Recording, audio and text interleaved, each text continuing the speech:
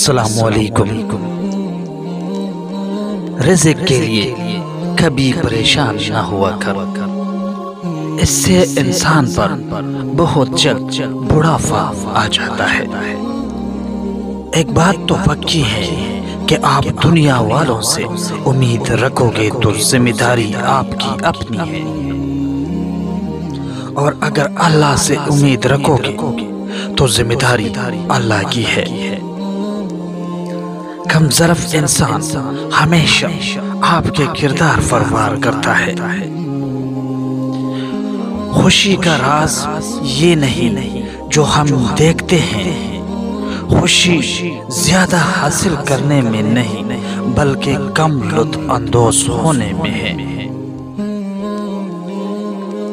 کھانا کھا کر جمع کبھی بھی مت کریے، جمع اور کھانے کا وقفہ کم از کم 4 سے 6 گھنٹے ہونا چاہیے۔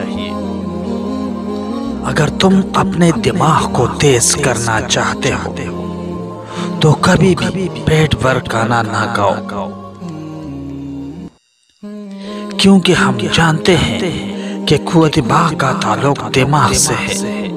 دماغی اعصاب آپ کے جتنے مضبوط ہوں گے، آپ میں قوت باغ اتنی مضبوط ہوگی۔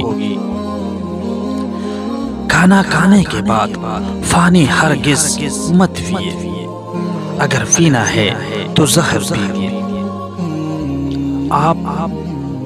آپ خود اندازہ لگا لیں کہ کھانا کھانے کے فوراً اوپر پانی پینا کتنا خطرناک ہے، لیکن ہم کیا کرتے ہیں؟ ابھی آخری نوالا منہ میں ہوتا ہے اور اوپر پانی پینا شروع کر دیتے ہیں۔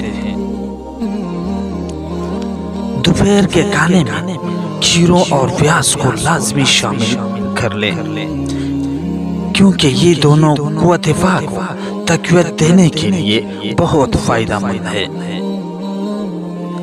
ٹھنڈی تاثیر والی غذائیں زیادہ کھائیں اور کوشش کریں کہ سبزیوں کا استعمال زیادہ سے زیادہ کریں۔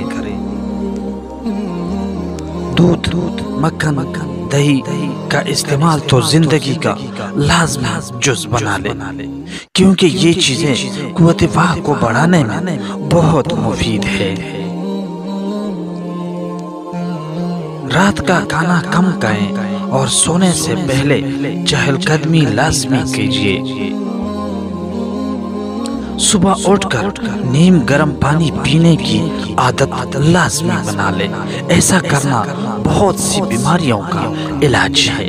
ناظرین، اگر ویڈیو اچھی لگی ہو تو براہ کرم چینل کو سبسکرائب کیجیے۔